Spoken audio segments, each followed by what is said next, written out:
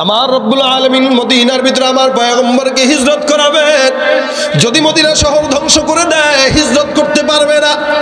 এই ইয়ামানের বাদশার সমস্ত দলকে নিয়ে রওনা মদিনা ধ্বংস করার জন্য, আল্লাহর নবীর শহরকে ধ্বংস করার জন্য বিশাল বড় একটা দল নিয়ে রওনা হয়ে গেছে।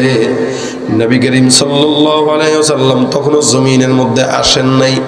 ইয়ামানের বাদশা যখন মদিনার শহরের মধ্যে পাও রাখলো, তখনকার বাদশারা যারা ছিল আহলে কিতাব, এদের সাথে এক একজন পাদ্রী থাকতো যারা ওই কিতাবের পণ্ডিত ছিল।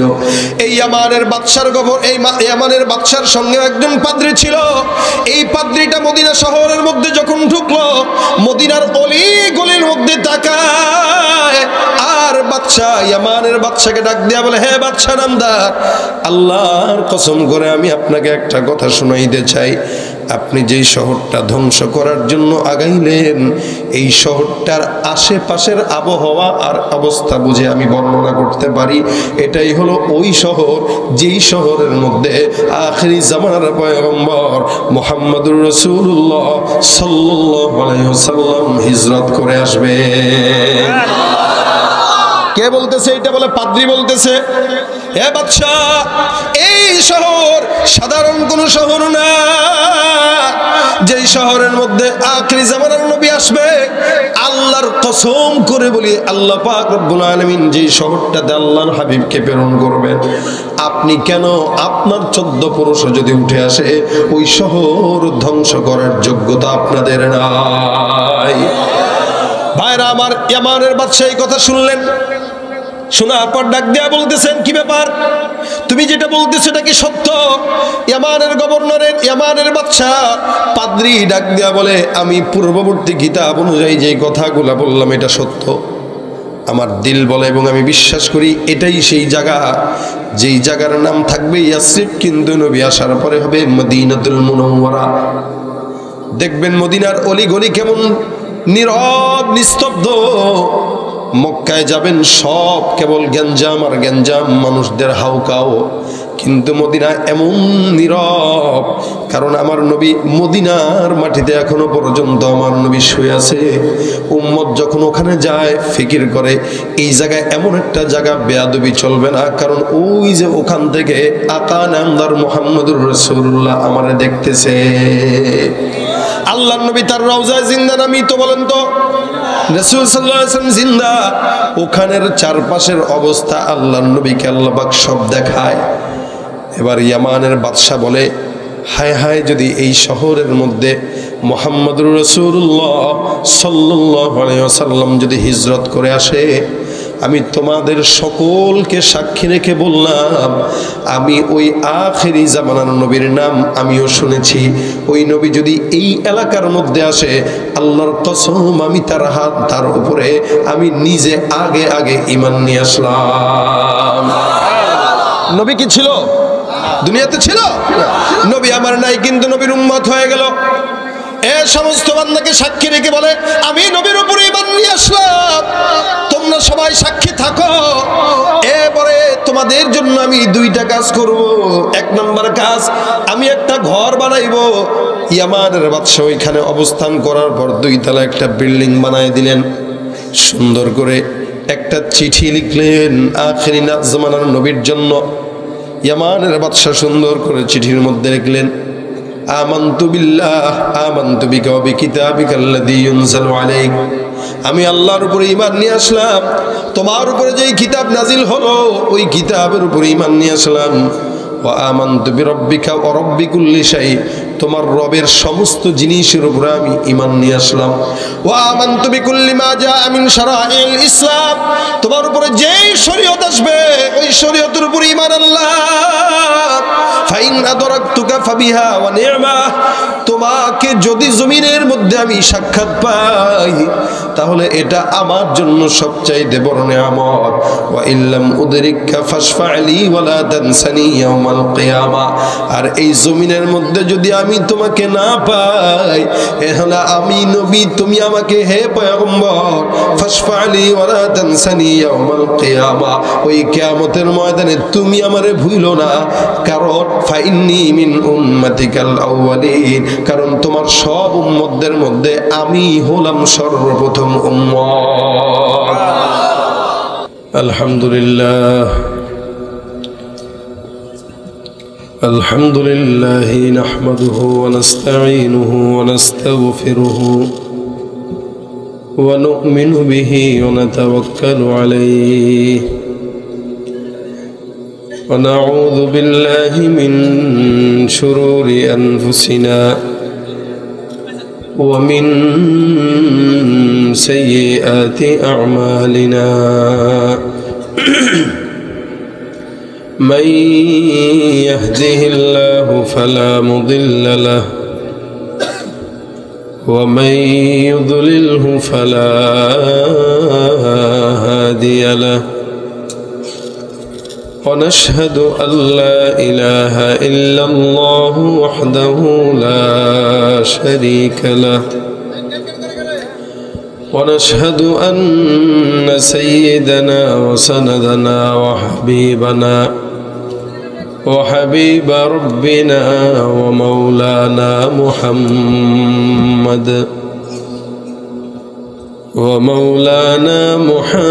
محمدا عبده ورسوله صلى الله عليه وعلى آله وأصحابه وبارك وسلم تسليما كثيرا الذي أرسله الله تعالى بالحق بشيرا ونذيرا وداعيا إلى الله بإذنه وسراجا منيرا. أما بعد فأعوذ بالله من الشيطان الرجيم. بسم الله الرحمن الرحيم.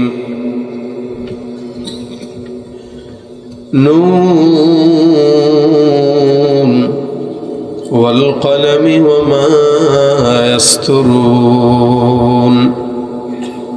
ما أنت بنعمة ربك بمجنون وإن لك لأجرا غير ممنون وإنك لعلى خلق عظيم. صدق الله مولانا العظيم. وقال النبي صلى الله عليه وسلم لا يؤمن أحدكم حتى يكون هواه تبعا لما جئت به أو كما قال عليه الصلاة والسلام.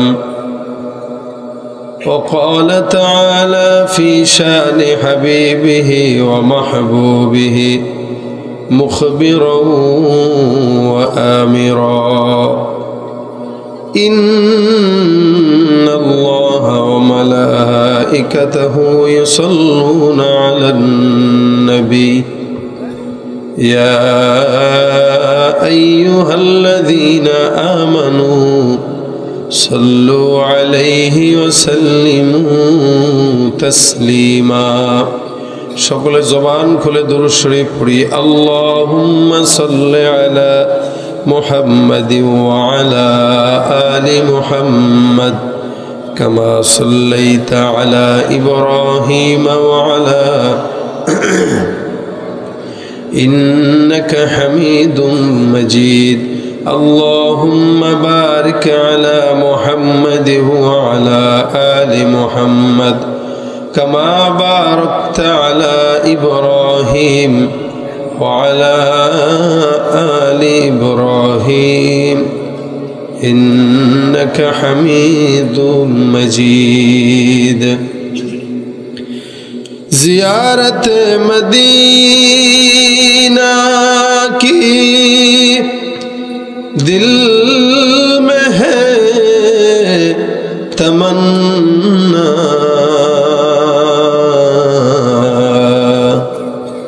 نہیں ہے میرے پاس سفر کا سمانا بلغ العلا بکمالہ کشف الدجا بجمالہ حسنت جمیع خصالہ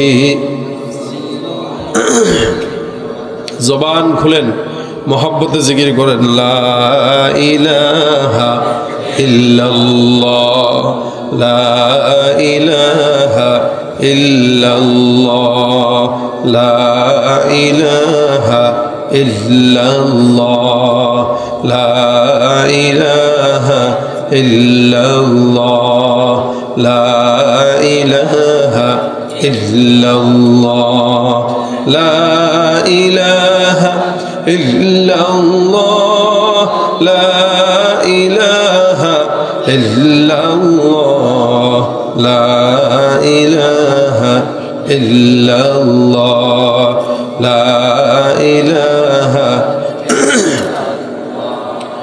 لا الہ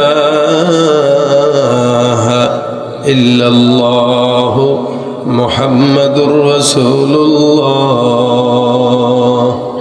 صلی اللہ علیہ وسلم سبحانك لا علم لنا إلا ما علمتنا إنك أنت العليم الحكيم رب اشرح لي صدري ويسر لي أمري واحلل عقدة من لساني يفقه قولي أستغفر الله ربي من كل ذنب وأتوب إليه لا حول ولا قوة إلا بالله العلي العظيم আলহামদুলিল্লাহ আল্লামা রুহুল আমিন রহমতুল্লাহ রুহের মাগফিরাত কামনায় আজকের বার্ষিক 25তম ওয়াজ মাহফিলের শেষ অধিবেশনে আল্লাহ পাক আমাদের সকলকে একত্রিত হয়ে বসার তৌফিক দান করেছেন।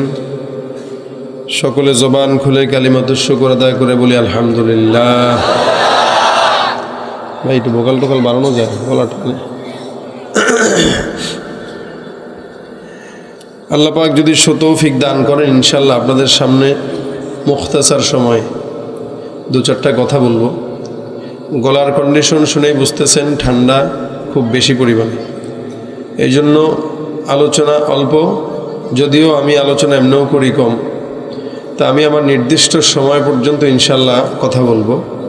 আল্লাহ পাক যেন এই সময় পর্যন্ত আমাদেরকে সবরের সাথে আমলের নিয়তে বলার এবং শোনার তৌফিক দান করেন। মাঝে মাঝে যদি ওঠা শুরু করেন ফাঁকে ফাঁকে আধা ঘন্টা পরে, তাহলে আমি বয়ান শেষের দিকে চলে যাব। কারণ জোর করে কাউকে আলোচনা শোনানোর মতো কোনো দরকার নাই। যারা শুনবেন শেষ পর্যন্ত একদম সবরের সাথে বসবেন। প্রস্রাবও যদি আসে, ইস্তেঞ্জার চাপও যদি আসে, বসে থাকবেন। একটা ঘন্টা ইনশাআল্লাহ কষ্ট করতে পারবেন? কোনো কষ্ট হবে? আমি স্বতঃস্ফূর্ত আওয়াজ চাই, কারণ আমিও দুর্বল, আপনারাও যদি দুর্বল হন আমি কথা বলতে পারবো না। আমার কথা বলতে কষ্ট হচ্ছে, আমার নাক কান সব বন্ধ, যার কারণে আমি আপনারা জোরে বললেও আমি শুনবো কম। এই কারণে আপনারা একটু আওয়াজটা বাড়ায় দিবেন। রাজি আছেন? আপনিও মনিটরগুলো বাড়ান, সাউন্ডের ভোকাল বাড়ান। আমরা এখানে যারা আছি প্রত্যেকেই, আমি এখানে বসার পরেও চিন্তা করেছিলাম ভিন্ন কোনো ওয়াজ করব, কিন্তু আমাদের ইয়াসিন হায়দার সাহেব চমৎকার করে আপনাদেরকে গজল শুনাইছেন। আপনারা খুশি না বেজার?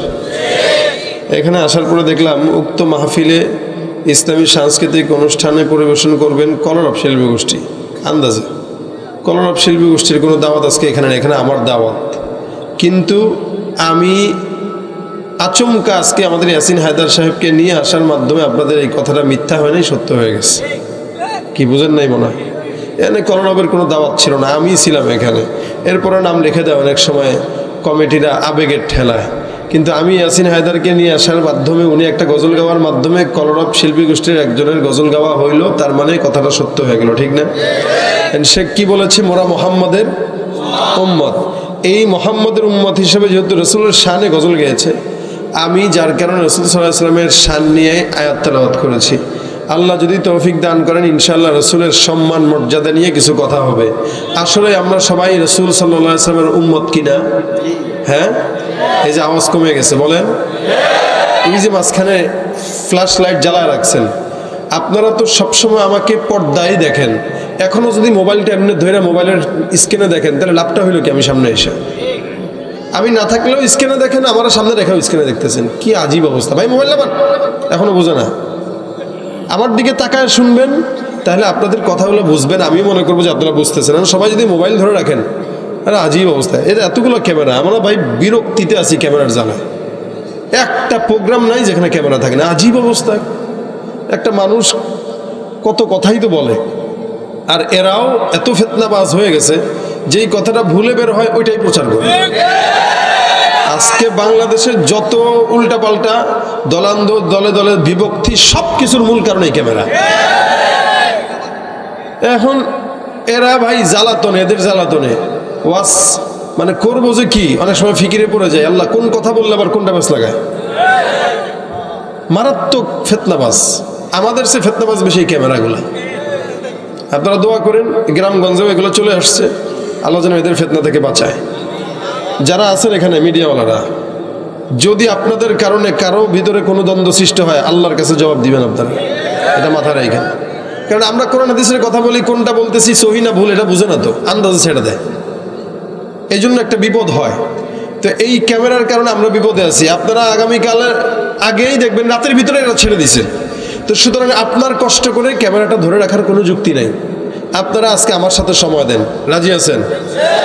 বলেন নারায়ে তাকবীর, আরো জবান করে নারায়ে তাকবীর। আল কোরআনের সৈনিক আমি, নেই তো কোনো ভয়, এক আল্লাহর গোলাম আমি, এই তো পরিচয়। আমরা কার গোলাম?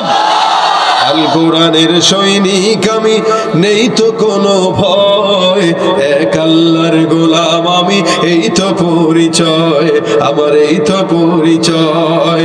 এই পৃথিবীর সবই নকল, এই পৃথিবীর সবই নকল, আসল কিছুই নয়, এক আল্লাহর গোলাম আমি, এই তো পরিচয় আমার, এই তো পরিচয়।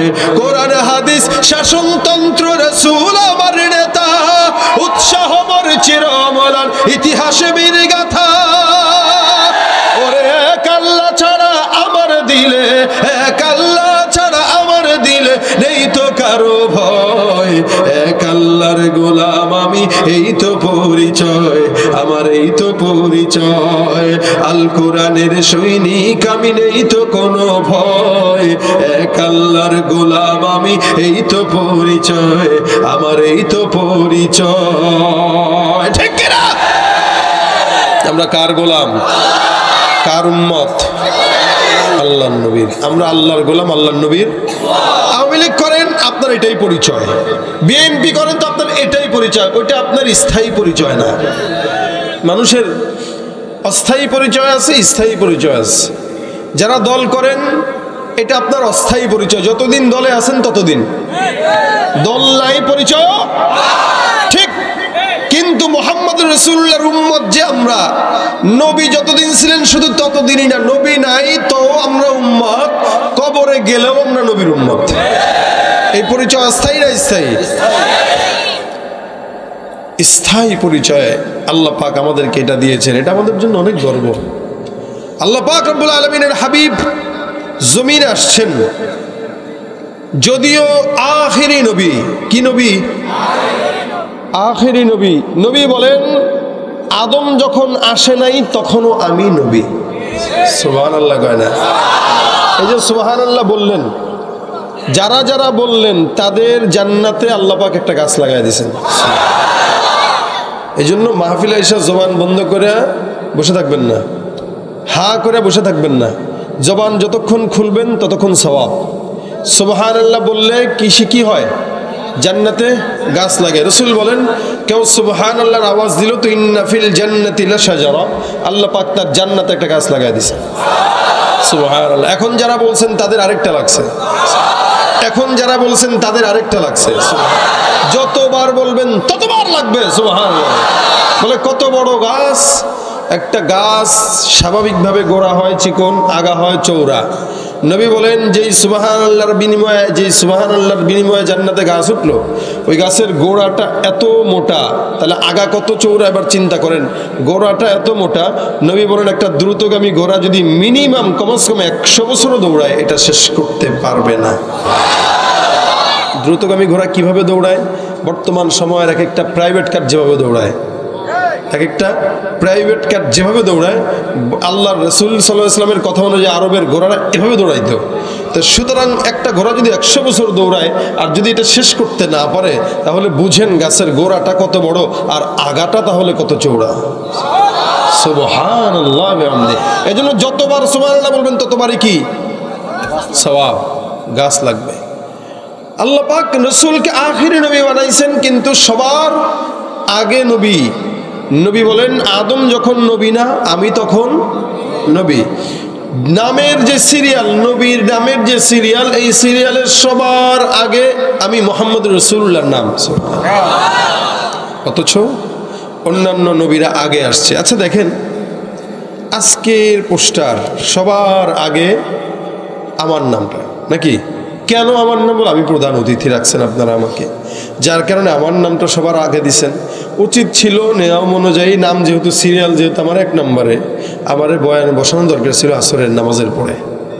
কেউ, কারণ আমার নামটা তো আগে, সিরিয়াল তো আমি আগে ধরছি। তা আপনারা আমার রাত 11টার আগে কেন বসাইলেন? বসানো দরকার ছিল আসরের পরে। বলে না, যেহেতু আপনি প্রধান অতিথি, প্রধান অতিথির সৌন্দর্যই হলো তার সিরিয়াল থাকবে আগে, বসবে সবার পরে। মুহাম্মদুর রাসূলুল্লাহ কি কথা বলে না? প্রধান অতিথি, নাম আছে সবার উপরে, লেকিন আসছে সবার পরে। কি ঠিক না? নবী বলেন, আরে আমি আদম নবী আসার আগেই নবী, নামটা জান্নাতের দেয়ালে দেয়ালে সবার আগে, কিন্তু বাসাইছেন আল্লাহ পাক, পাঠাইছেন সবার পরে। কেন? বলে প্রধান অতিথি। আরে এটাকে যদি সবার আগে দিয়ে দেয়, মানুষ তো থাকবে না। আসরের পরে মাহফিলে বক্তা ওয়াজ করে না? হ্যাঁ, করে না? আসরের পরের বক্তার ওয়াজে কয়জন মানুষ থাকে? 2-4-5 জন। সামনে অনেক সময় হয় সামনে কোনো মানুষই থাকে না। কি বলেন? হুজুরের নাচক বন্ধ করে একা একা আওয়াজ করে। বলে এটা হাসির কোনো কিছু না, এটা তার দায়িত্ব। দিনের আওয়াজ মানুষের কানে পৌঁছায় দেওয়া। কেউ আসলে আসুক, না আসলে না আসুক। কিন্তু আসরের পরের বক্তা যিনি, তিনিও আলেম, প্রধান অতিথি যিনি, তিনিও আলেম। একটু পার্থক্য, একটু ওই বক্তার চেয়ে একটু দামি, অর্থাৎ তার আলোচনা মানুষ শুনে বেশি, তার সম্মান একটু বেশি, যার কারণে তার পরে বসানো হয়েছে। আর সেও সম্মানের দিক থেকে বেশি, কিন্তু তার থেকে একটু লেভেলে একটু কম হয়তো, এই কারণে তার আগে পাঠানো হয়েছে। কিন্তু কথা কিন্তু দুজনই একই কথা বলছেন। কি ঠিক না? আসরের পরের বক্তা কথা বললে মাঠে থাকে লোক 3 জন 4 জন 5 জন 10 জন। মাগরিবের পরে কথা বললে লোক থাকে 50 জন কিংবা 100 জন। এশারের পরে কথা বলবে লোক থাকবে 250 বা 300। তারপরে যিনি বসে তখন লোক হয় 1000। প্রধান অতিথি যখন বসে তখন যা আসার সব চলে আসে, অর্থাৎ ভোলা যায়। আল্লাহ পাক আদমকে পাঠাইলেন, কেউ কথা শুনে কেউ শুনে না, কেউ ওয়াজ শুনে কেউ শুনে না। ইব্রাহিমকে পাঠাইলেন, কেউ শুনে কেউ শুনে না। নূহকে পাঠাইলেন, কেউ শুনে কেউ শুনে না। ঈসাকে পাঠাইলেন, কেউ শুনে তো কেউ শুনে না। মূসাকে পাঠাইলেন, কেউ শুনে তো শুনে না। এক একজন নবীর দায়িত্ব, শুনুক চাই না শুনুক, আল্লাহর দাওয়াত দেওয়াই লাগবে, এটা তার দায়িত্ব। এখন শুনলেও কি না শুনলেও কি, কিন্তু মনে রাখবেন অন্যান্য বক্তা যারা আসছে এদের ওয়াজে তেমন লোক হয় নাই, অন্যান্য নবীরা যারা আসছে এদের দাওয়াতে তেমন লোক হয় নাই। তাই বলে কি দাওয়াত দেওয়া বন্ধ করেছে? আল্লাহ পাক এমন নবীও প্রেরণ করেছেন, বলে নূহ পয়গম্বর 950 বছর দাওয়াত দেওয়ার পরে ওনার উম্মতের সংখ্যা মাত্র 70 জন। কয়জন? কম না বেশি? নেহায়াত কম। 950 বছর একজন দাওয়াত দিয়ে মাত্র 70 জন পায়। বক্তা দাওয়াত দিছে আল্লাহর রাস্তায়, কেউ পছন্দ করছে, কেউ করে নাই। এরকম ভাবে এক একজন নবী, কেউ 70,000, কেউ 1,000, কেউ 10,000, কেউ 40,000, কেউ 5 জন, কেউ 20 জন, কেউ 70 জন, কেউ 40 জন। কিন্তু মুহাম্মদুর রাসূলুল্লাহ সাল্লাল্লাহু আলাইহি ওয়াসাল্লাম শেষ নবী, শেষ বক্তা, প্রধান অতিথি। উনি যখন বয়ান করতে বসলেন, বয়ান করছেন কয় বছর? বলে 100 বছর। বলে না, মাত্র হায়াত ছিল 63 বছর, আর নবুয়তের বয়স মাত্র 23 বছর। বলে নেই 23 বছরের ওয়াজে নবী করিম সাল্লাল্লাহু আলাইহি সাল্লামের বিদায় হজের ভাষণে আল্লাহর নবীর সাহাবা আজমাইনদের সংখ্যা ছিল 1.25 লক্ষ সাহাবা আজমাইন। বক্তার আলোচনায় শ্রোতা বেশি না কম? সবচাইতে বেশি, সবচাইতে বেশি। শুধু তাই না, অন্যান্য নবীরা যতদিন নবীরা ছিলেন তো ততদিন উম্মত ছিল। নবীরা নাই, উম্মত নাই। কিন্তু মুহাম্মদুর রাসূলুল্লাহ যতদিন দুনিয়াতে ছিলেন উম্মত তো ছিলই, নবী চলে গেছেন, এখনো উম্মত আছি। আমরা আছি না নাই? কিয়ামত পর্যন্ত থাকবে এই উম্মত। কোন আর দুনিয়ার কোন একটা জায়গা থেকে আখিরি নবীর নামের ব্যঙ্গ যদি কোনো বেঈমানের বাচ্চা করতে চায়, দাড়ি না থাকলেও কি, কলেজে পড়লেও কি, ব্যবসায়ী কি বলেন, আলেম কি বলেন, দুনিয়ার আপামর জনতা, মুহাম্মদুর রাসূলুল্লাহর উম্মতেরা আল্লাহর নবীর দুশমনদের মোকাবেলায় লড়াই করার জন্য তৈয়ার হয়ে যাবে, তৈয়ার হয়ে যাবে। ঠিক কিনা বলেন? এটা হইল রাসূলের উম্মতের আলাদা একটা পাওয়ার, এটা রাসূলের মুজিজা। বলে নবী দুনিয়াতে না থাকলে কি উম্মত? উম্মত আমরা দেখিয়েছি এর আগে যখন নাকি ম্যাক্রো আমার রাসূলের বিপক্ষে ব্যঙ্গচিত্র করলো, আমরা তার তলা গরম করে দিয়েছিলাম। ম্যাক্রোর মতো হাজারো বেঈমানের বাচ্চা যদি চেষ্টা করে মুহাম্মদুর রাসূলুল্লাহর বিরুদ্ধে কথা বলতে, এদেশের মুসলমান কোনোদিন বসে থাকবে? রাসূলের উম্মত এরা।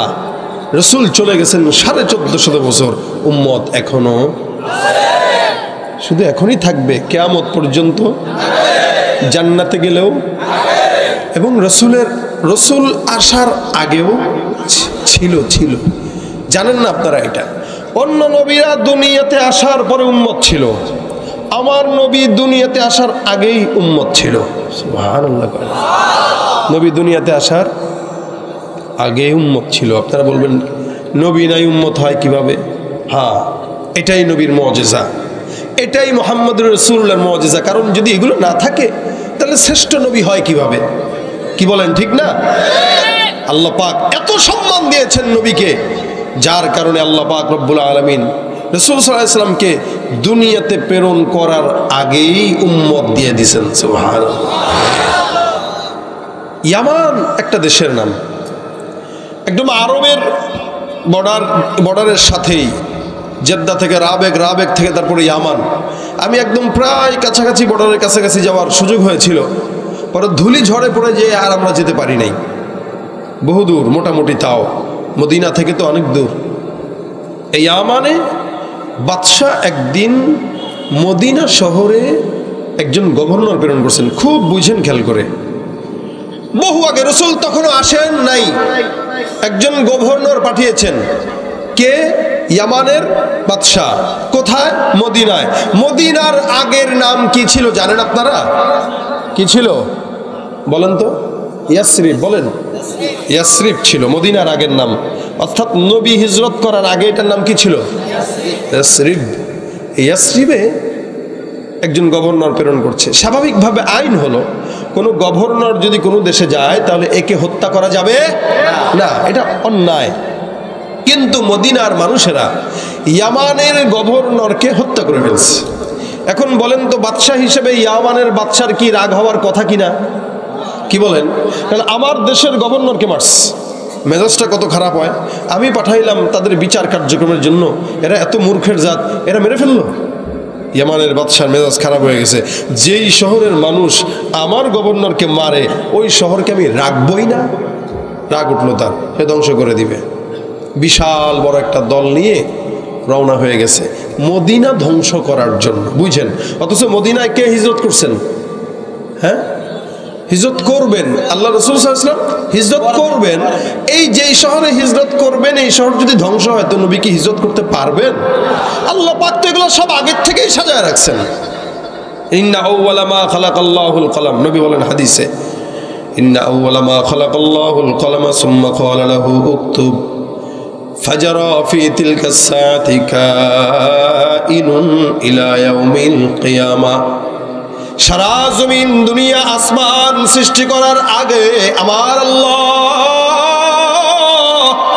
একটা কলম সৃষ্টি করলেন, যেই কলমটার ব্যাপারে আল্লাহ পাক কোরআন নাজিল করলেন, আয়াত নাজিল করলেন, সূরা নাজিল করলেন। আমি যেই আয়াতগুলো তেলাওয়াত করলাম আল্লাহ পাক এই সূরা নাজিল করলেন। আল্লাহ পাক বলেন নুন অল কলামি ওয়া মা ইয়াসতুরুন, কলমের কসম, কলম যা যা লিখলো তার কসম। নবী বলেন ইন্না আউওয়ালা মা খালাকাল্লাহুল কলামা সুম্মা ক্বালা লাহু উকতুব। আল্লাহ পাক কলমটাকে সৃষ্টি করার পর বললেন কলম তুমি লেখো। কি লিখবো? বলে আসমান জমিনে যা যা ঘটবে কলম তুমি তা লিখে দাও। কিয়ামত পর্যন্ত আমার নবী আসবে, নবী কি করবে, নবী কোথায় যাবে, আমার পয়গম্বর কোথায় হিজরত করবে, এই সকল কিছু আমি আল্লাহ পাক রব্বুল আলামিন আদেশ করলাম।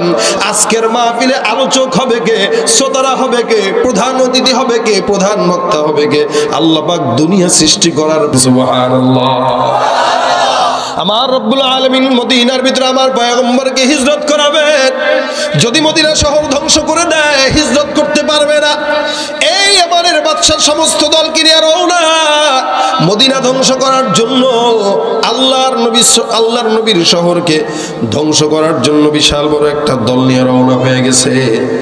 নবী করিম সাল্লাল্লাহু আলাইহি ওয়াসাল্লাম তখনও জমিনের মধ্যে আসেন নাই। ইয়ামানের বাদশা যখন মদিনার শহরের মধ্যে পাও রাখলো, তখনকার বাদশারা যারা ছিল আহলে কিতাব, এদের সাথে এক একজন পাদ্রী থাকতো যারা ওই কিতাবের পণ্ডিত ছিল। এই ইয়ামানের বাদশার সঙ্গে একজন পাদ্রী ছিল। এই পাদ্রীটা মদিনা শহরের মধ্যে যখন ঢুকলো, মদিনার অলি গলির মধ্যে তাকায় আর ইয়ামানের বাদশাকে ডাক দিয়া বলে, হে বাদশা নামদার, আল্লাহর কসম করে আমি আপনাকে একটা কথা শোনাইতে চাই। আপনি যেই শহরটা ধ্বংস করার জন্য আগাইলেন, এই শহরটার আশেপাশের আবহাওয়া আর অবস্থা বুঝে আমি বর্ণনা করতে পারি। এটাই হলো ওই শহর যেই শহরের মধ্যে আখিরি জামানার পয়গম্বর মুহাম্মদুর রাসূলুল্লাহ সাল্লাল্লাহু আলাইহি ওয়াসাল্লাম হিজরত করে আসবে। কে বলতেছে এটা? বলে পাদ্রী বলতেছে, হে বাদশা, এই শহর সাধারণ কোন শহর না। যেই শহরের মধ্যে আখিরি জামানার নবী আসবে, আল্লাহর কসম করে বলি আল্লাহ পাক রব্বুল আলামিন যেই শহরটাতে আল্লাহর হাবিবকে প্রেরণ করবেন, আপনি কেন আপনার 14 পুরুষ যদি উঠে আসে ওই শহর ধ্বংস করার যোগ্যতা আপনাদের নাই।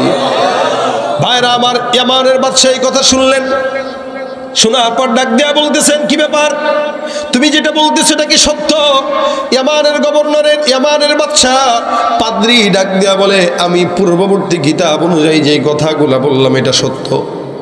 আমার দিল বলে এবং আমি বিশ্বাস করি এটাই সেই জায়গা যেই জায়গার নাম থাকবে ইয়াসরিব, কিন্তু নবী আসার পরে হবে মদিনাতুল মুনাওয়ারা। দেখবেন মদিনার অলিগলি কেমন নীরব নিস্তব্ধ।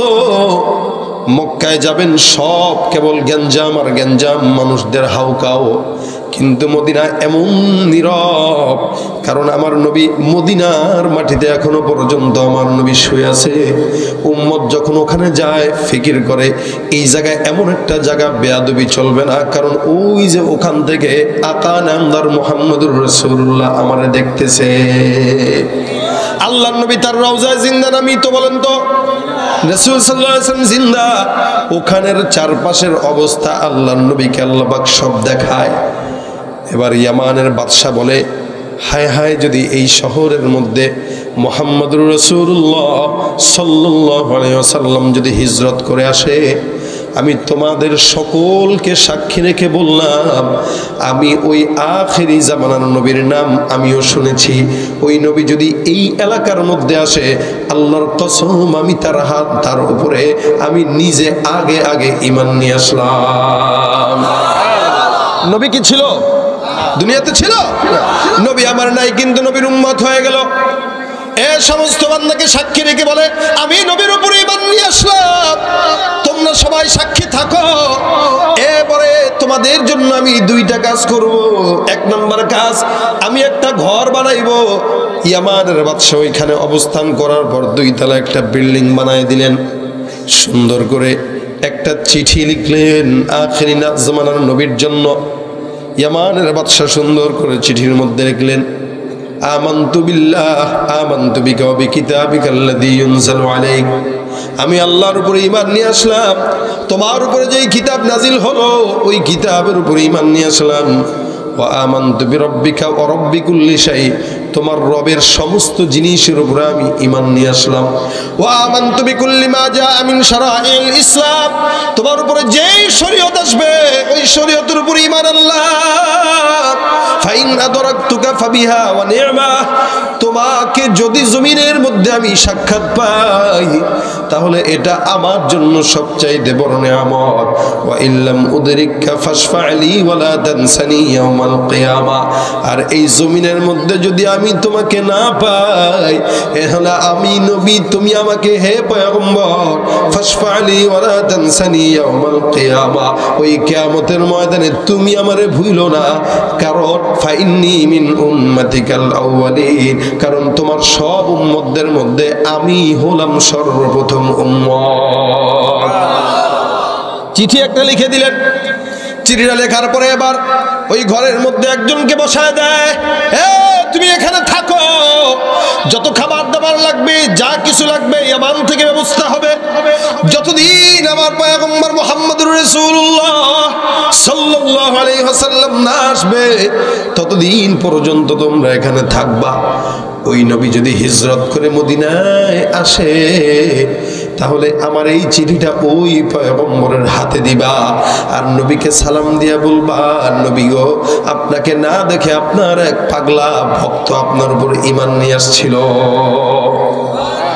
নবী নাই, কিন্তু নবীর উম্মত দুনিয়াতে হাজির। এবার ইয়ামানের বাদশা চলে যায়। এখান থেকে 1 বছর 2 বছর 4 বছর 10 বছর 100 বছর পার হয়ে নবী আসে না। 200 বছর পার হয় নবী আসে না। 300 বছর পার হয় আমার নবী আসে না। 400 বছর পার হয় নবী আসে না। 600 বছর পার হয় নবী আসে না। এমন করে করে 900 বছর পার হয়ে গেল। জোরে বলেন কয় বছর? 900 বছর পার হয়ে গেল। আমার পয়গম্বর জমিনে আসলেন, মক্কার জমিনে ঈমানের দাওয়াত দেয়। আল্লাহর নবীকে 40 বছর পর্যন্ত আল্লাহ পাক নবুয়তি দেয় নাই।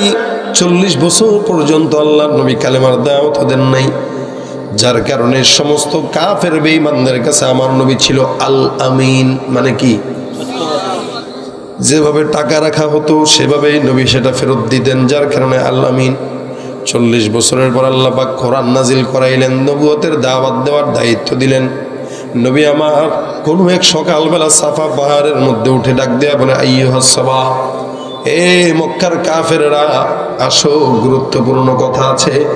নবী সব বান্দাকে ডাক দিয়া বললেন, আমি আল্লাহর পয়গম্বর হিসেবে মনোনীত হয়েছি, তোমরা আমাকে নবী বলে স্বীকার করো, এক আল্লাহ ছাড়া অন্য কারো পূজা করবা না। এই কথা যখন বললেন, সর্বপ্রথম বিরোধিতা যে করছিল সে কিন্তু ঘরের লোক, বাহিরের লোক না।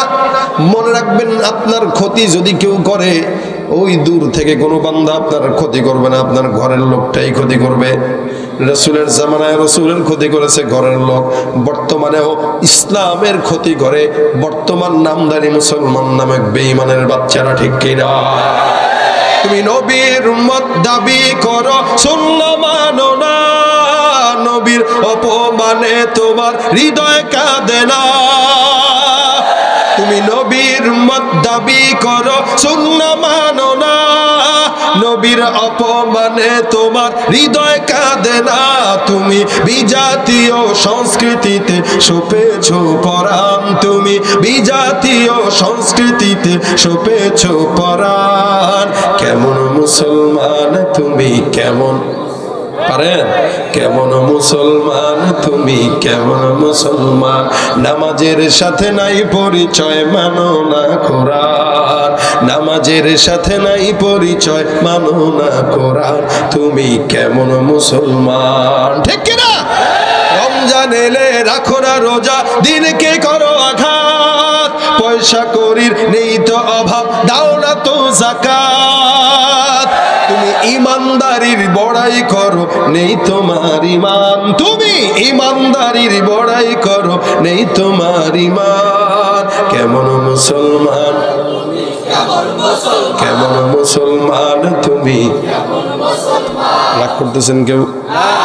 আমাদের দেশে ইয়াহুদিরা মুসলমানের বিরোধিতা করে না, আমাদের দেশে হিন্দুরা মুসলমানের বিরোধিতা করে না, আমাদের দেশে খ্রিস্টানরাও মুসলমানের বিরোধিতা করে না, আমাদের দেশে মুসলমানের বিরোধিতা করে এক দলের মুসলমান নামক মুনাফিকের দলেরা। ঠিক কিনা? এদের কাছে নেতার দাম আছে, ইসলামের দাম নাই। এদের কাছে নেতার দাম থেকে আল্লাহ রাসূলের দাম নাই। উম্মত দাবি করা সহজ, হওয়া অনেক কঠিন। তাকায় দেখেন, একজন বাদশা রাসূল আসার 900 বছর আগে ঈমান আনছে। কয়শো বছর? আল্লাহর নবী দাওয়াত দিলেন, আমাকে ঈমানদার হে আইয়ুহান নাস কুলু লা ইলাহা ইল্লাল্লাহ তুফলিহু, হে সবাই মিলে বলো লা ইলাহা ইল্লাল্লাহ মুহাম্মাদুর রাসূলুল্লাহ। আল্লাহর রাসূল ডাক দিয়া বলে, কেউ যদি এই কালেমা পাঠ করে আল্লাহ পাক তাকে সরাসরি জান্নাতে ঢুকায় দিবেন। আবু লাহাব কয়, তাব্বান লাকা ইয়া মুহাম্মদ আলিহাদা দাউতানা, তাব্বান লাকা ইয়া মুহাম্মদ আলিহাদা জামাআতানা। এ মুহাম্মদ তোর ধ্বংস হোক, এই কারণে কি ডাকছো? মুহাম্মদ তোর ধ্বংস হোক, এই কারণে কি জমা করছো? আল্লাহ বলে, ইয়া রাসূলুল্লাহ, আপনাকে যে যদি ধ্বংসের বদদোয়া করে, যে ধ্বংসের বদদোয়া করলো, আমি আল্লাহ অটোমেটিক তাকে ধ্বংস করে দিলাম। সুবহানাল্লাহ। আল্লাহ বলেন, তাব্বাত ইয়াদা আবি লাহাব, আবু লাহাব ধ্বংস, ওর বাপ দাদা সন্তান সন্ততি ওর বউ পর্যন্ত ধ্বংস। আল্লাহ রসুলকে খালি এতটুকু বলছেন তোর ধ্বংস, আল্লাহ তোর 14 গোষ্ঠীর ধ্বংস বানাই। আল্লাহ পাক রব্বুল আলামিনের হাবিবের বিরোধিতা শুরু করলো। এতদিন পর্যন্ত 40 বছর পর্যন্ত রসুলকে মানে, এখন কেন মানে না বলে? এখন ওই যে দলের বিরুদ্ধে কথা বলছে। দেখবেন হুজুর ততক্ষণ ভালো যতক্ষণ মাটির নিচের ওয়াজ করে। যখনই কবে মিয়া খবরদার এটা করবেন না, অমুকরে ভোট দিবেন না, তারা দিবেন না, তখন কয় না না এটা হুজুর ভালা না। আমরা কোনো ভালা দরকার নাই, তোরা তো গো শয়তান ভালা করে নিয়ে থাকিস। আল্লাহ পাক রব্বুল আলামিনের হাবিবকে বলেছিল, হে মুহাম্মদ তোমার কি লাগবে বলো? গাড়ি লাগবে, বাড়ি লাগবে, নারী লাগবে, সব দেব, খালি দলের বিরুদ্ধে কথা বলা বন্ধ করো। রসুল বলে, বেটা সূর্য যদি এনে দিতে পারোস, চন্দ্র যদি এনে দিতে পারোস, তাও তো আমি আমার মিশন থেকে এক চুল নড়বো না। রসুল নড়ে নাই। আর আমরা 5000 টাকা পেয়ে ইমানকে বিক্রি করে দিয়া অন্যের দালালি করতে দ্বিধা করি না। যার কারণে আমেরিকার দালালি কখনো, দিল্লির দালালি কখনো। মনে রাখবেন, মুসলমান দালালি করে কার? আমরা গোলামি করব কার? নবী যতদিন পর্যন্ত কিছু বলে নাই ততদিন ভালো, যখন বলা শুরু করছে তখন শুধু খারাপ না। কেউ কেউ ডাক দেয় বলে, আরে মোহাম্মদের গায়ে মনে হয় জিন সওয়ার হয়েছে, মোহাম্মদের মনে হয় পাগল ধরছে। আল্লাহ পাক এই কথাটা শুনছেন কি শুনছেন না? আচ্ছা, রসুলকে কে পাঠাইছেন? রসুল হলো আল্লাহর মেহমান, ঠিক না? আমি আপনাদের এলাকায় আসছি ধরেন, এখন একটা কথা যদি আপনার বিরুদ্ধেও যায়, আপনার উচিত হলো আমি মেহমান হিসেবে আমাকে মাফ করা, আমারটা মেনে নেওয়া। এখন যদি যে কোনো একজন যদি উঠা এসে আমারে বলে, আপনি কি বলতেছেন বলেন তো, আপনারা কিছু থাকবেন কেন? বল, দায়িত্ব আপনাদের আমাকে রক্ষা করা, কারণ আমি আপনাদের মেহমান। আল্লাহ পাক রসুলকে মেহমান হিসেবে দুনিয়াতে প্রেরণ করছেন, আল্লাহর মেহমান। আর আল্লাহর রসুলকে যদি আল্লাহর সামনে কেউ পাগল বলে, আল্লাহ কি বসে থাকবে? আল্লাহ কয়, নুন ওয়াল কলমি ওয়া মা ইয়াসতুরুন, ওই যে কলম কলমের কসম, কলম যা যা লিখেছে তার কসম। আসমানের কথা কলম লিখলো, জমিনের কথা কলম লিখলো, পাহাড়ের কথা কলম লিখলো, সমুদ্রের কথা কলম লিখলো, জমিনের মানুষের কথা কলম লিখলো, আসমানের ফেরেশতার কথা কলম লিখলো, সমুদ্রের কথা কলম লিখলো, পাহাড়ের কথা কলম লিখলো। আল্লাহ বলে কলম যা যা লিখেছে সব কিছুর কসম। বলেন তো কসমটা ছোট্ট না বড়? অথচ অন্য আয়াতের ভিতরে আল্লাহ বলেন আল্লাইলি ইযা ইয়াগশা, কখনো বলেন আদ-দুহা ওয়াল-লাইলি ইযা সাজা, কখনো বলেন ওয়াল আদিয়াতি দবহা, কখনো সাব্বিহ ইসমা রাব্বিকাল আ'লা, কখনো ওয়াল ফাজরি ওয়া লায়ালিন আশর। এক এক সময় এক এক জিনিসের কসম খায়। এই জায়গায় এসে এক জিনিসের কসম না খেয়ে গোটা দুনিয়ার কসম খাইলেন। যদি বলা হয় কেন এত বড় কসম খাইলেন, আল্লাহ বলবে আমার পয়গম্বরকে গালি দিছে, বকা দিছে, পাগল বলছে, যেহেতু আমার রাসূল ছোট্ট বিষয় নয়, যার কারণে আমি সারা দুনিয়ার কসম খেয়ে বলতেছি ওয়াল কলামি ওয়া মা ইয়াসতুরুন মা আনতা বিনি'মাতি রাব্বিকা বিমাজনুন। আপনাকে যারা পাগল বলে, আপনাকে যারা অন্যান্য গালি দেয়, আমি আল্লাহ বললাম আপনার রবের দয়ায় আপনি নবী পাগল না। যারা আপনাকে পাগল বলে তারা পাগল, তাদের বাপ দাদা 14 গোষ্ঠী পাগল। ঘোষণাটা কার? আল্লাহ বলেন ফাসাতুবসিরু ওয়া ইউবসিরুন বিআইকুমুল মাফতুন। বলেছেন কে? আল্লাহ বলেন আপনিও দেখবেন, তারাও দেখবে। এই জমিনের মধ্যে কারা পাগল মনে রাখবেন, অচিরেই আপনিও দেখবেন, বিশ্ববাসী দেখবে। যারা আমার নবীকে পাগল বলছে এই জমিনের মধ্যে সবচাইতে বড় পাগল তারা। আল্লাহ পাক রব্বুল আলামিন রাসূলের সম্মান দেওয়ার জন্য জমিনের মধ্যে আল্লাহ পাক সকলের বিরোধিতা করছেন। আল্লাহ পাক রব্বুল আলামিন বিরোধিতা করে আয়াত নাযিল করছেন, কিন্তু মক্কার কাফেররা আঘাত দেয়, অত্যাচার করে। আল্লাহ পাক পয়গম্বরকে ইখতিয়ার দিয়ে দিয়েছেন, নবী একবার যদি বলেন সবগুলোর ধ্বংস করে দিব। বলেন তো আমার নবী কোনোদিন ধ্বংস করছেন কিনা? তায়েফের ময়দানে গেলেন, পাথর মারে আঘাত দেয়, নারী বুড়ি দেয়। আমার পয়গম্বর কান্না করে, রক্ত রঞ্জিত হয়ে জুতার সঙ্গে তলার সঙ্গে পাও লেগে যায়। আমার পয়গম্বর জমিনের মধ্যে গড়াগড়ি খায়। আল্লাহ পাক বলে জিব্রাইল যাও আমার পয়গম্বরকে ডেকে বলো আমার রাসূল যদি বলে সমস্ত তায়েফবাসীদেরকে আমি আল্লাহ পাক উল্টে দিয়ে ধ্বংস করে দিব। জিব্রাইল যায়, বলো আমার রাসূল চায় কিনা? আল্লাহর নবী বলেন জিব্রাইল এই সমস্ত বান্দারা আমি নবীকে চিনে নাই, যার কারণে আমার আঘাত দেয়। তবে আমি বিশ্বাস করি আল্লাহর কসম, এরা যদি আজকে জমিনের মধ্যে বেঁচে থাকে, আমি নবী হয়তো একদিন থাকবো না, কিন্তু এই সমস্ত উম্মতেরা বান্দারা আমি নবীর জন্য 1400 বছর পর হলেও জীবন দিতে তৈয়ার হয়ে যাবে। বলেন তো এখন আমরা নবীর জন্য তৈয়ার আছি কিনা? নাই। এটা রাসূলের সেদিনের দোয়ার বরকত। নবী করিম যার কারণে আসমানের দিকে হাত তুলে দোয়া করেছিলেন, আল্লাহুম্মা হদি কওমি, হে আল্লাহ আমার কওমকে তুমি হেদায়েত দান করো। রাসূল হইল দয়ার নবী, যার কারণে আল্লাহ বলেন মা আরসালনাকা ইল্লা রাহমাতাল লিল আলামিন। সারা জমিনের মধ্যে আমি একমাত্র রহমত হিসেবে প্রেরণ করলাম। এই কারণে আল্লাহর নবীকে আল্লাহ পাক হাজার হাজার ইখতিয়ার দেওয়ার পর নবী মাফ করে দিয়েছেন। হ্যাঁ, এটা আমার নবীর মুজিজা, এটা আমার নবীর সম্মান। রাসূল করিম অবশেষে টিকতে না পেরে আল্লাহ পাক আদেশ দেয়, ইয়া রাসূলুল্লাহ যাও যাও, মক্কার জমিন আর থাকার মতো যোগ্য পরিবেশ নাই, এখন চলে যাও মদিনায়। মদিনার জিন্দেগির মানুষরা তোমার জন্য অপেক্ষমান, এরা তোমাকে স্বাগতম জানানোর জন্য দাঁড়ায় আছে। নবী করিম সাল্লাল্লাহু আলাইহি ওয়াসাল্লাম মক্কার দিকে তাকায় কান্দে আর বলে, হে মক্কা, আমি তোমার কাছ থেকে ভিক্ষুক হয়ে ফকির হয়ে ফিরে যাই, ইনশাআল্লাহ আমি আসবো, লেকিন ফকির হয়ে নয়, বাদশা হয়ে। সুবহানাল্লাহ। মক্কার কাফেররা আমার নবীকে আঘাত দেয়, মারে। আমার নবী মদিনার দিকে আগায়, মদিনার শহরে ঢুকবে, এমন সময় তাকায় দেখে অলি গলি যেখানে আছে সব বান্দারা দাঁড়ানো।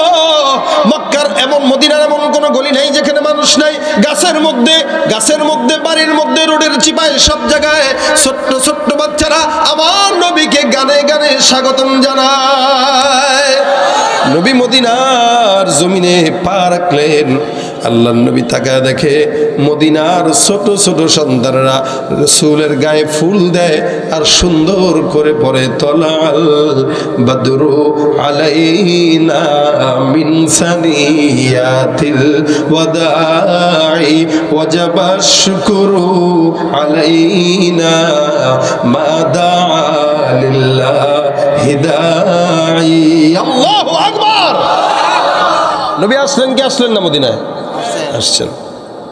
এবার আমার পয়গম্বর হিজরত করে মদিনার জমিনে আসলেন, উটের উপরে বসা সাহাবা আজমাইন এক একজন আমার পয়গম্বরের উটের রশি ধরে টান দেয়। আখিরি জামানার নবী মুহাম্মদুর রাসূলুল্লাহ সাল্লাল্লাহু আলাইহি ওয়াসাল্লাম মদিনায় আসলেন। প্রতিযোগিতা লেগে গেছে, কার ঘরে আমার নবী বসবে, কার ঘরে আমার নবী খাবে। সাহাবা আজমাইন এক একজন উটের রশি ধরে, কেউ কেউ পয়গম্বরের জামার আস্তিন ধরে। নবী আমার ডাক দিয়ে বলে, সাহাবা একরামের দল, খবরদার, আমি রাসূলের জামা ধরে টেনো না, আমি রাসূলের উটের রশি ছেড়ে দাও। কেন? হ্যাঁ সাহাবা একরামের দল, আমি নিজেও জানি না আমি কোন জায়গায় বসবো, আমি কার ঘরে যাব। কারণ এতগুলো সাহাবী, একজনের ঘরে গেলে আরেকজন কষ্ট পাওয়ার সম্ভাবনা আছে না নাই? এখন বিষয়টা যদি আসমান থেকে ফায়সালা হয়, ভালো হবে না খারাপ হবে? কথা কয় না? আমি হুজুর একজন, আমার যদি খাওয়াইতে চাই 100 জন, আমি কার ঘরে যাব? এখন এলাকার নেতা যদি কয় ঠিক আছে আমি বলতেছি হুজুর অমুকের ঘরে যাবে, বাস সমাধান হয়ে গেল, ঠিক না? কারণ যা রাগ হওয়ার এবার নেতার উপরে হও।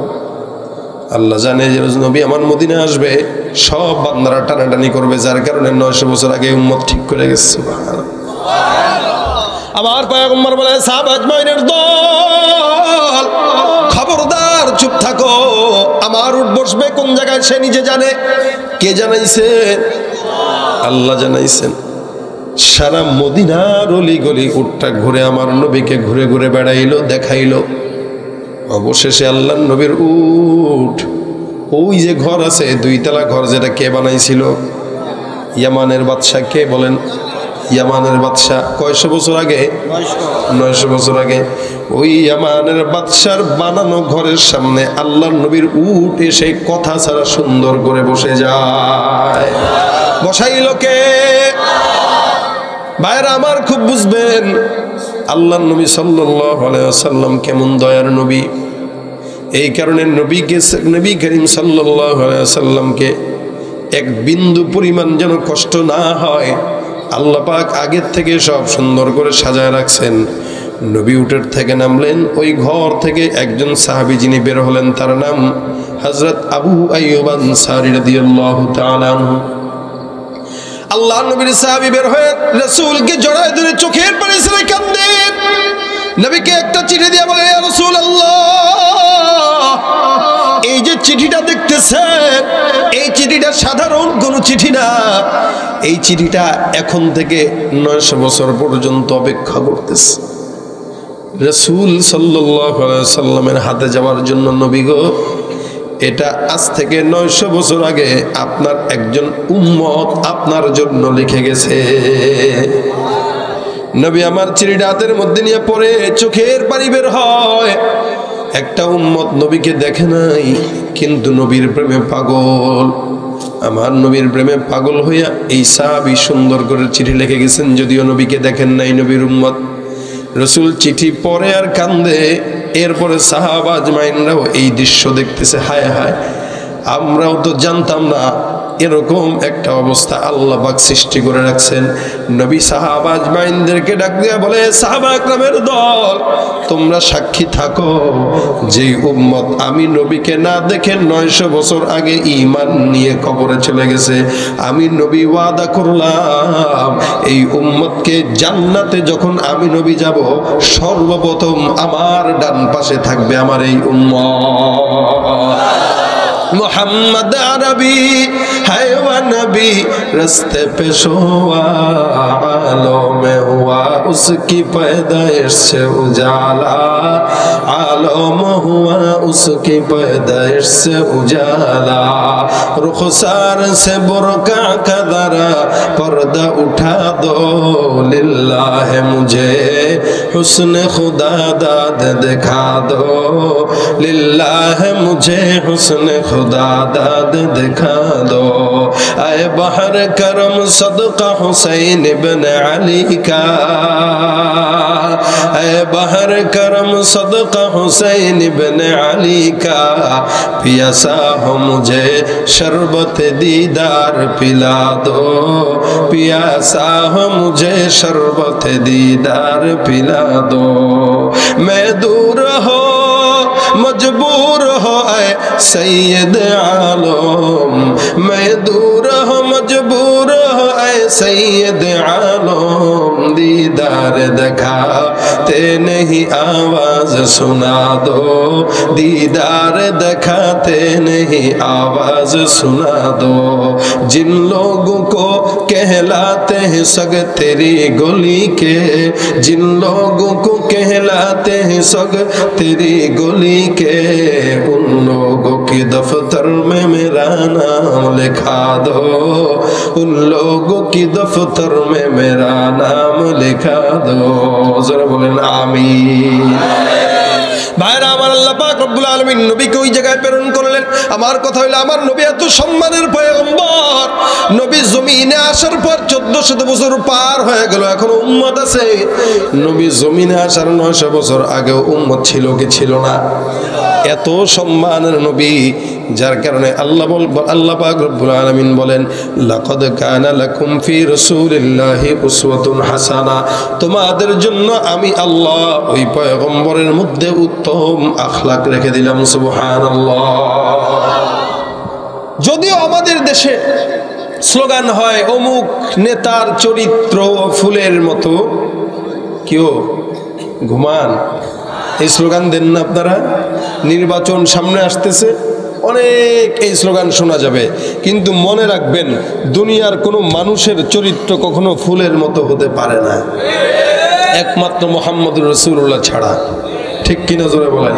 আপনি যেই দলের নেতার স্লোগান দেন, এই দলের নেতার চরিত্র কোনোদিন ফুলের মতো হতে পারে না। চরিত্র একমাত্র ফুলের মতো নয়, বরং ফুলের চাইতেও বেশি যার, তিনি মুহাম্মদুর রাসূলুল্লাহ। এখন সমস্যাটা কোন জায়গায় দেখেন? সমস্যা হইল আমাদের দেশের সব নেতা তো আর ভালো না, কি বলেন ঠিক না? এই যে আজকের মাহফিলে যিনি উসমান গনি মুসাপুরি, ইনি আমার ইউনিয়নের চেয়ারম্যান, আমার বাড়ি মাগুরা, আমার ইউনিয়নের চেয়ারম্যান। তো এই চেয়ারম্যান, ইনিও চেয়ারম্যান, আবার আমাদের দেশে আরও অনেক চেয়ারম্যান আছে, তারাও চেয়ারম্যান। সব চেয়ারম্যান তো আর ভালো না, কিছু চেয়ারম্যান হয় চোর, কিছু চেয়ারম্যান হয় আল্লাহওয়ালা, কি ঠিক না? এখন আপনি যদি কোনো চোরের বেলায় এই স্লোগান দেন যে অমুক নেতার চরিত্র ফুলের মতো পবিত্র, এই বেচারা জিন্দেগিতে আর ভালো হবে না। কেন? এই বেচারা চিন্তা করবে এত চুরি করার পরেও যদি ভালো থাকি, ফুলের মতো থাকে, তাহলে ভালো হওয়া দরকার কি? কথা বলে আসতে। কিন্তু স্লোগান যদি দেওয়া লাগে দিবেন পাবে, বিশ্ব নবীর চরিত্র ফুলের মতো কয়, বলেন বিশ্ব নবীর চরিত্র, আরো জোরে বিশ্ব নবীর চরিত্র। এই জন্য আল্লাহ পাক বলেন, ইন্নাকা লাআলা খুলুকিন আযীম, চরিত্রের দিক থেকে সর্বোচ্চ শিখরে আমি আপনাকে রাখলাম। সুবহানাল্লাহ। আচ্ছা, আখলাক হলো 3 প্রকার। কয় প্রকার? 3 প্রকার। 1 নাম্বার খুলুকে হাসান। বলেন 1 নাম্বার খুলুকে হাসান। হাসান ভাই নাকি? 1 নাম্বার কি? খুলুকে হাসান। খুলুকে হাসান মানে কেউ আপনাকে, আপনি তাকে একটা চট দিয়ে দিলেন, সদবাত, এটা খুলুকে হাসান। তারপরে খুলুকে করিম, আপনাকে কেউ চট দিল, আপনার কোনো দিশাহারা নেই, মানে দিছে জাগা, তারপরে তো দিছে একটা বাত, মাফ করে দিলাম, শেষ। 3 নম্বর খুলুকে আজিম, আপনাকে কেউ চট দিল, আপনি হাতটা ধরে বলেন, ভাই হাতে ব্যথা পাইছেন, আমার গালটা তো অনেক শক্ত। অর্থাৎ আপনি, সে আপনাকে আঘাত দিলেও আপনি তাকে ডলে দিছেন, মাফ করে দিছেন। শুধু তাই না, বরং আপনি তার একটা চকলেট খাওয়াই দিছেন। সুবহানাল্লাহ কয় না? আল্লাহ পাক বলে এই উত্তম আখলাকের অধিকারী আমার রাসূল ছিল। আরো জোরে কোন সুবহানাল্লাহ। সুতরাং তোমরাও যদি রসুলের চরিত্র মানো, তোমরাও স্মরণের মানুষ হয়ে যাবে। আজকে রসুলের উম্মত দাবি করে যুবকেরা, কিন্তু রসুলের পোশাক পরতে পারে না। দেখেন যুবকদের দিকে তাকায়, চুল রাখছে ডিস্কো বান্দরের মতো, এমন এদিক দিয়ে চোখ কাটা, এদিক দিয়ে কিচ্ছু নাই, মানে টাক্কু, আর উপর দিয়ে চোখা স্মৃতিসৌধের মতো আছে না নাই? চুলের ডিজাইন দেখবেন, এই আমিও তো দেখতেছি অনেকগুলা। দেখেন, তাকান আপনার আশেপাশে কার চুল আছে, তাকান, চুল ধরে টান দেন। তুই এমনি চুল রাখলি কেন? এই মিয়া, খুব শুনেন, কেউ আওয়ামী লীগ করে তো সে বঙ্গবন্ধুর চেতনাকে লালন করে, কেউ বিএনপি করে শহীদ জিয়ার চেতনাকে লালন করে, কেউ যদি কোনো দল করে সে তার দলের নেতার চরিত্রকে লালন করে। ঠিক মুসলমান যদি রসুলের ইসলাম ফলো করে, সে মুহাম্মাদের আখলাককে ফলো করে। আপনি মুহাম্মাদের উম্মত দাবি করবেন, আপনার চুল রাখবেন, আপনি খেলোয়াড়দের মতো, নায়ক নায়িকাদের মতো আপনি উম্মত দাবি করতে পারছেন, হইতে পারেন নাই। এই জন্য যুবকদেরকে বলি, চুল আর ওই সমস্ত গরু ছাগলের মতো রাখেন না। প্যান্টও পরে আলহামদুলিল্লাহ দিলে মোটামুটি সিরা 14 জায়গায় আছে। এখানে এখানে এখানে এয়ার কন্ডিশন লাগায় দেয়, ফাঁকা। গ্রামের মহিলারা তো বুঝে না, বাবারে বাবা কোন জায়গায় অ্যাক্সিডেন্ট করছো, কিসের অ্যাক্সিডেন্ট করছে, যে প্যান্ট সিরা কদর, আমি তো মনে করছি তুই হুন্ডা অ্যাক্সিডেন্ট করছো। না না, এটা স্টাইল। এটা কি পাশায় সিরা, কয় এটা স্টাইল, সামনে সিরা, এটা স্টাইল। তাহলে আপনার সাথে গরু ছাগল বেশি স্টাইল, কি বলেন, ঠিক না? আধুনিকতার নাম বেহায়াপনা নয়, আধুনিকতার নাম ইসলামের থেকে অন্য কোনো কিছু আধুনিক আছে আর নেই। এই জন্য আখলাক ফলো করবো মুহাম্মদুর রাসূলুল্লাহ। একটা একটা আখলাক যদি ফলো করতে পারে, আজকে থেকে চিন্তা করবেন, এই যে যারা চুল রাখে এরকম, আপনারা দিল থেকে বলেন তো এদেরকে কি ভালো লাগে দেখতে? টাউট বাটপারের মতো লাগে। আমারও যদি কোনো চুল হলো এমনি এসে বলে যে হুজুর আমার কেমন লাগে, আমি বলবো তোর চোরের মতো লাগে বেটা। তাহলে কোন দুঃখে তুমি এমনি চুল রাখো? কে বলছে তোমার এমনি চুল রাখতে? 16 বছর 15 বছরের পোলাপান নাক টিপ দিলে দুধ বেরোবে এমনভাবে চুল রাখে, ওরা দেখলেই ভয় লাগে, ওরা দেখলে স্নেহ লাগবে, ওরা দেখলে ভয় লাগে, আতঙ্ক লাগে যে আল্লাহ এটা কোন জানোয়ারে, মনে হয় চিড়িয়াখানার দরজা খোলা ছিল, কোনো মতো পলায় আসছে। কি বলেন? সমাজের অধিকাংশ যুবকদের অবস্থা এরকম। যুবকরা যদি ভালো হয়, সমাজ পরিবর্তন হওয়া সম্ভব। যুবকরা যত খারাপ হবে, সমাজে তত নগ্নতা, উচ্ছৃঙ্খলতা বাড়বে। এই জন্য যুবকদের ভিতরে রাসূলের আখলাক ঢোকানো দরকার আছে না নাই? নিয়ত করেন আজকে থেকে, যাদের দাড়ি রাখতে পারেন নাই যারা, আজকে থেকে রাসূলের একটা আখলাক দাড়ি এটা রাখবেন। কারা কারা আছেন নিয়ত করবেন একদম খালেস, আল্লাহ তুমি তাকায় দেখো, আল্লাহ এরা নিয়ত করছে, এদের জন্য সহজ করো, আল্লাহ এদেরকে সহজ করো, আল্লাহ এদেরকে এই নিয়তের উসিলায় বরকত দান করো। 10 জন যদি আজকে এখান থেকে দাড়িওয়ালা হয়, ইনশাআল্লাহ আজকের মাহফিল কামিয়াব। কি বলেন, ঠিক না? রাসূলের আখলাক ভাই, এটা কোরআন। রাসূলের আখলাক এটা কি? কোরআন। আম্মা জান আয়েশা বলেন, কানা খুলুকুহুল কোরআন। রাসূলের আখলাকটাই হলো কোরআন, আল্লাহর কোরআনটাই হলো নবীর আখলাক।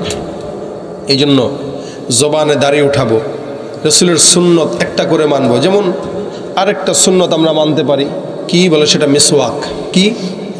এই মেসওয়াক তো এখন হারাই গেছে, এখন এটা কি আমরা জানিই না। অথচ নবী করিম সাল্লাল্লাহু আলাইহি ওয়াসাল্লামের কাছে জিবরাইল যতবার ওহী নিয়ে আসছেন, ততবার মেসওয়াকের কথা বলছে।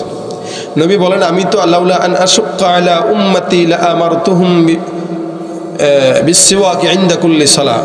রাসূল বলেন, আমি তো ভয় পেয়ে যাচ্ছিলাম যে আল্লাহ পাক নাকি আবার প্রত্যেকটা ওয়াক্তের জন্য, নামাজ 5 ওয়াক্তের জন্য উম্মতের জন্য মেসওয়াককে ফরজ করে দেয়। আমি ভয় পেয়ে গেছি, এতবার আল্লাহ পাক রাসূলের কাছে মেসওয়াকের কথা বলতেছেন। রাসূল বলেন, আমি ভয় পেয়ে গেছি, না জানি এটা ফরজ হয়ে যায়। তাহলে এটা একটা রাসূলের সুন্নত। কি সুন্নত? দাঁত ভালো থাকে, দাঁতের মাড়ি মজবুত থাকে, মুখ থেকে দুর্গন্ধ দূর হয়, নামাজে ইবাদতে খুশু বসে, ইবাদতে দ্বিগুণ সওয়াব পাওয়া যায়, অনেক ফজিলত আছে মেসওয়াকে। আজকে থেকে আপনারা গ্রামগঞ্জের মানুষ মেসওয়াক কিনা লাগে, আমরা ঢাকা শহরে থাকি কিনা লাগে, একটা মেসওয়াক 2-4 বার ব্যবহার করলে আর করার যোগ্যতা থাকে না ওই মেসওয়াকের। আপনারা গ্রামগঞ্জের মানুষ ভাই, নিম ডাল নেবেন, প্রত্যেক দিন একটা করে ভাঙবেন, একটা করে রাখবেন, পকেটে একটা মেসওয়াক রাখবেন। মেসওয়াক দেখেই তো ইয়াহুদি নাসারারা কামানের ভয় পেত। আজকে মেসওয়াকও নাই, ভয়ও নাই। সাহাবাদের জামানায় সাহাবা একরামরা যুদ্ধের ময়দানে যাওয়ার সময় মেসওয়াক করতো, কাফেররা দেখতো আর বলতো, ইন্না লিল্লাহ, এরা যেমন দাঁত মাজতেছে মনে হয় আজকে আমাদেরকে খাবে, চল ভাগ। আমাদের মেসওয়াকও নাই, যার কারণে আমাদের ইমানও দুর্বল হয়ে যাচ্ছে। এই কারণে 1 নম্বর হচ্ছে দাড়ি রাখবো, কি 2 নম্বর মেসওয়াক করবো, কি রাজি আছেন? আল্লাহ পাক তৌফিক দান করুক, বলেন আমিন। আজকের মাহফিলের জন্য জাস্ট খালি শামিল থাকবেন। আমি তো দেখতেছি মাহফিলটা হইলো একজনের মৃত্যুবার্ষিকী উপলক্ষে। কালেকশনটা কি মাহফিলের খরচ অনুযায়ী হবে? এই মাহফিলের খরচের জন্য আপনাদের ভিতরে কিছু ভাইরা ঢুকে যাবে, আমাদের যুবক ভাইরা কিছু যাবে। আপনারা এই মাহফিলের যে খরচ, প্যান্ডেল বলেন, মাইক বলেন, যা যাবতীয় খরচ বলেন, খরচ তো যথেষ্ট হয়। এই খরচের জন্য জাস্ট খালি আজকের মাহফিলে দান করবেন এই নিয়তে। কি নিয়তে জানেন? আমি নিয়তটা আগে শোনাই। যে আজকে রাসূল সাল্লাল্লাহু আলাইহি ওয়াসাল্লামের আখলাক থেকে, জীবনী থেকে কিছু কথা হয়েছে। রাসূলের প্রতি প্রেম একটু বাড়ছে না কমছে? সবার যদি বেড়ে থাকে এই নিয়তে দান করবেন।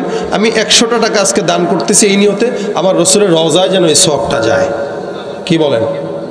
কখন সবসময় তো বাপ মার জন্য দান করেন, যে বাপ মা সওয়াব পাক। আজকে দান করবেন, কই ভিতরে যায় না কেন যুবকরা? আজকে দান করবেন এই নিয়তে যে আমার রাসূল সাল্লাল্লাহু আলাইহি ওয়াসাল্লামের রওজায় যেন সওয়াব পৌঁছায়। এই নিয়তে প্রত্যেকেই দান করবেন, কেউ দান না করে যাবেন না, সবাই দিবেন। আমাদের যুবক ভাইরা যাচ্ছে, আপনারা এদের কাছে যার যতটুকু সম্ভব দান করবেন। আমাদের অত্র ইউনিয়নের চেয়ারম্যান সাহেব 1000 টাকা দান করছে, আলহামদুলিল্লাহ বলেন। আল্লাহ পাক ওনাকে জনগণের সেবা করার তৌফিক দান করুক। দেখছেন মাশাআল্লাহ, চেয়ারম্যান দেখলেও ভালো লাগে, কি বলেন? ঠিক না? আপনারা কি সন্তুষ্ট ওনার প্রতি? কথা বলে না? আলেম হাফেজ ইনারা চেয়ারম্যান হলে ইনশাল্লাহ সমাজ থেকে চোরামি বাদ হবে। এই জন্য বুঝে শুনে সামনে থেকে। আর কে আছেন ভিতরে ভিতরে যদি থাকেন কেউ, 1000 টাকার নোট দিবেন, আপনারা এখানে দিয়ে যান। আর আরও কিছু লোক যাচ্ছে যারা 10 টাকা, 5 টাকা, 20 টাকা, 100 টাকা, যতটুকু আপনার সামর্থ্য আছে ততটুকু দান করবেন। ইনশাআল্লাহ সবাই দিবেন, শামিল থাকবেন এই নিয়তে যে আল্লাহ রসুলের রওজা মোবারকে আমরা এটার সওয়াব পৌঁছাবো ইনশাআল্লাহ। বাস আল্লাহ পাক যেন সকলের জানে, মালে, ইমানে, আমলে, হায়াতে, রিজিকে সব কিছুতে যেন আল্লাহ পাক ভরপুর বারাকা দান করে। সকলে বলেন আমিন। আপনারা কি এরকম আয়োজন সবসময় হোক এটা তো চান নাকি? চান সবাই? হ্যাঁ, সবাই যদি চান তাহলে আপনারা সবাই মন ভরে এনাদেরকে সাহায্য করেন, সহযোগিতা করেন। ইনশাআল্লাহ আল্লাহ পাক বারাকা দান করবে। আল্লাহ পাক যেন সকলের দানকে কবুল করে। আর বেশি বেশি এই মাহফিলের কমিটিদের জন্য দোয়া করবেন, বিশেষ করে যার নামে এই প্রোগ্রামটা, যার মাগফিরাত কামনায় হয়, আমরা তার জন্য দোয়া করবো। আল্লাহ পাক যেন তার কবরের মধ্যেও আজকের সব সবগুলো পৌঁছায় দেয়। বেশি বেশি করে দান করেন, সকলে চেষ্টা করেন। পিছনে যান, পিছনে কিছু মানুষ চলে যান, পিছনে কিছু মানুষ চলে যান, সবাইকে দান করেন।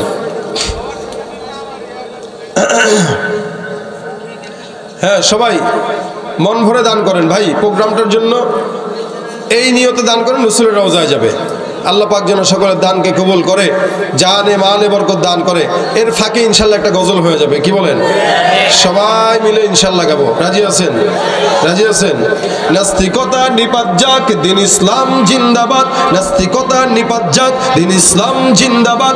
কোটি প্রাণে একই আওয়াজ, খোদাদ্রোহী ছাড় পাবে না, এই বাংলায় ঠাই হবে না, মুসলমানরা জেগেছে আজ। জোর কদমে সামনে চলো, বজ্রকণ্ঠে আওয়াজ তুলো, সবাই মিলে একই তালে দাও না স্লোগান। নারায়ে তাকবীর, নারায়ে তাকবীর। দিন ইসলাম, দিন ইসলাম জিন্দাবাদ, জিন্দাবাদ। ইসলামেরই জন্য দেশের হয়েছে জন্ম, ইসলামের বিরুদ্ধে গেলে দেশ হবে ভিন্ন। ইসলামেরই জন্য দেশের হয়েছে জন্ম, ইসলামের বিরুদ্ধে গেলে দেশ হবে ভিন্ন। ইসলামের বিরুদ্ধে যারা নিয়েছ অবস্থান, এই বাংলায় ঠাই হবে না, যাও ভিন্ন স্থান। জোর কদমে সামনে চলো, বজ্রকণ্ঠে আওয়াজ তুলো, সবাই মিলে একই তালে দাও না স্লোগান। নারায়ে তাকবীর, নারায়ে তাকবীর। মুসলমানের এই দেশেতে নাস্তিকদের ঠাঁই নাই, নাস্তিকদের পক্ষে যারা তাদের কোনো রক্ষা নাই। মুসলমানের এই দেশেতে নাস্তিকদের ঠাঁই নাই, নাস্তিকদের পক্ষে যারা তাদের কোনো রক্ষা নাই। এই দেশেতে থাকতে হলে কোরআন মানতে হবে, কোরআন না মানলে তারা বিতাড়িত হবে। জোর কদমে সামনে চলো, বজ্রকণ্ঠে আওয়াজ তুলো, সবাই মিলে একই তালে দাও না স্লোগান। নারায়ে তাকবীর, নারায়ে তাকবীর। ইসলামের শত্রুরা, কোরআন সুন্নাহর আলো, লিল্লাহে তাকবীর। আল্লাহ পাক আজকের মাহফিলের ভরপুর কামিয়াবি দান করুক, আমাদের সকলকে রাসূল সাল্লাল্লাহু আলাইহি ওয়াসাল্লামের খাঁটি আশিক উম্মত হয়ে কবরে যাওয়ার তৌফিক দান করুক। উঠানো হয়ে গেলে এখানে নিয়ে আসেন, আর সকলেই দুরূদ শরীফের আমল করেন। আল্লাহুম্মা সাল্লি আলা সাইয়্যিদিনা ওয়া নাবিয়্যিনা ওয়া শাফিঈনা ওয়া হাবিবিনা মাওলানা মুহাম্মদ সাল্লাল্লাহু আলাইহি ওয়া আলা আলিহি ওয়া আসহাবিহি ওয়া বারিক ওয়া সাল্লিম। আলহামদুলিল্লাহ, আপনাদের জন্য মাহফিলের তরফ থেকে তোবারকের ব্যবস্থা আছে, সবাই বসবেন, তোবারক নিয়ে তারপরে যাবেন।